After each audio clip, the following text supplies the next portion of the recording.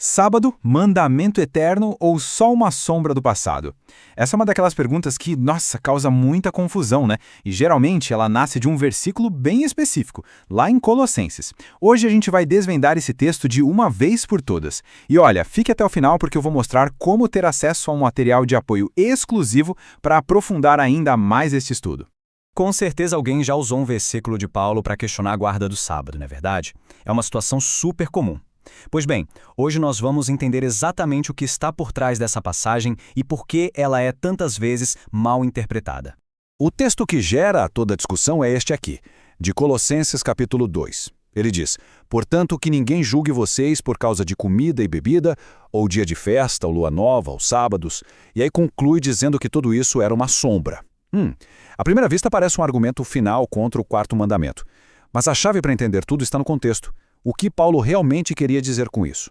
Para entender, a gente precisa investigar o que estava acontecendo. Este é, sem dúvida, um versículo polêmico, mas a chave para desvendá-lo não está no que ele parece dizer isoladamente, mas sim no problema específico que Paulo estava resolvendo lá na igreja de Colossos. E aqui vem a primeira grande revelação desta nossa análise.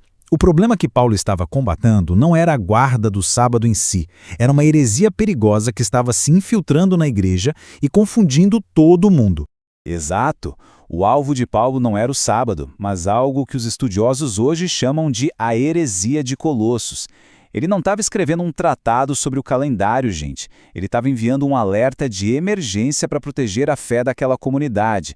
Vamos dar uma olhada em que heresia era essa. Essa heresia era uma mistura de várias coisas. O primeiro pilar eram as filosofias e tradições humanas, sabe, coisas que colocavam a sabedoria dos homens acima da revelação de Deus.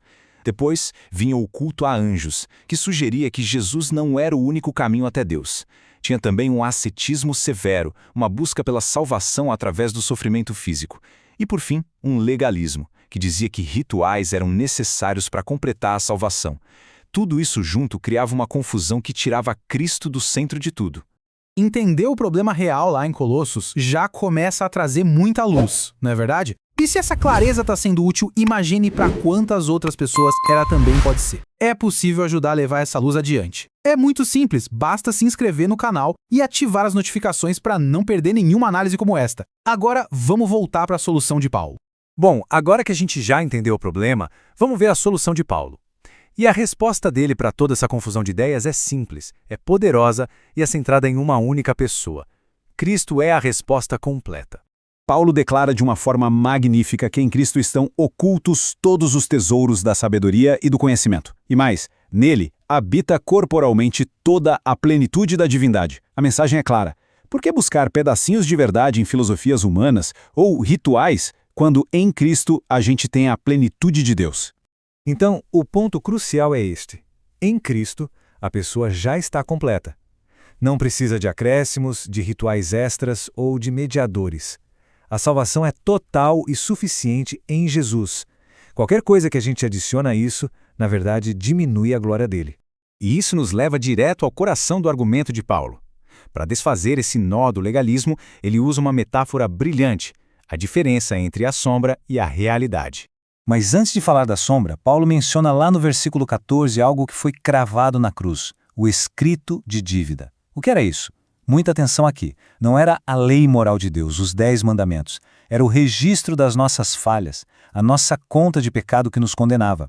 Jesus não pregou a lei na cruz, ele pregou a nossa dívida, que foi totalmente paga por ele. Essa é uma distinção fundamental.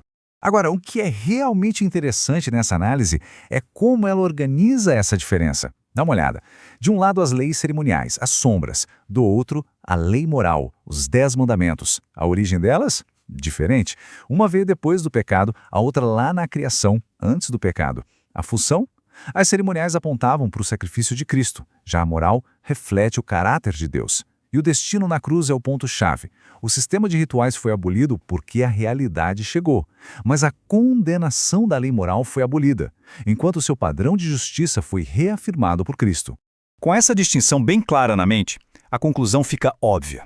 Os sábados que Paulo lista junto com festas e luas novas só podem ser os sábados cerimoniais, aqueles feriados anuais. Eram as sombras que apontavam para Cristo. Ele não poderia estar falando do sábado semanal, que foi instituído na criação, muito, mas muito antes de qualquer sombra cerimonial existir. Percebe como o contexto correto muda completamente o sentido do texto? É libertador, de verdade. E se essa clareza está sendo útil, compartilhe esta análise com alguém que também precisa dessa luz. Um simples compartilhamento pode desfazer um grande mal-entendido. Com essa libertação em mente, vamos para a nossa conclusão e ver como a gente pode se manter firme na palavra viva, na prática. A lição final de Paulo é poderosa. Voltar a se apegar a regras humanas ou a cerimônias que já foram cumpridas em Cristo é como preferir a sombra em vez da pessoa real. É como olhar a foto de alguém que a gente ama e preferir a foto em vez da pessoa ali do nosso lado. A liberdade cristã é viver na realidade de Cristo, não na sombra de rituais que já passaram. E olha, esse é um desafio que não ficou no passado não. A mesma tendência de tentar diminuir a autoridade da Bíblia Sagrada que existia em Colossos com filosofias, existe hoje. Como diz a fonte, a obra da alta crítica, ao dissecar, conjecturar e reconstruir as Escrituras, está destruindo a fé na Bíblia como revelação divina.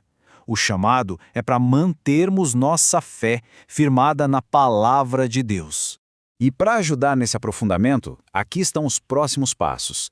Primeiro, baixe o material de apoio exclusivo que eu preparei. O link está no primeiro comentário fixado. Segundo, compartilhe esta análise para que mais pessoas sejam abençoadas com esse conhecimento. E terceiro, comente aqui embaixo o que mais chamou atenção neste estudo. A participação de todo mundo enriquece a nossa comunidade. E para a gente refletir durante a semana, fica a pergunta.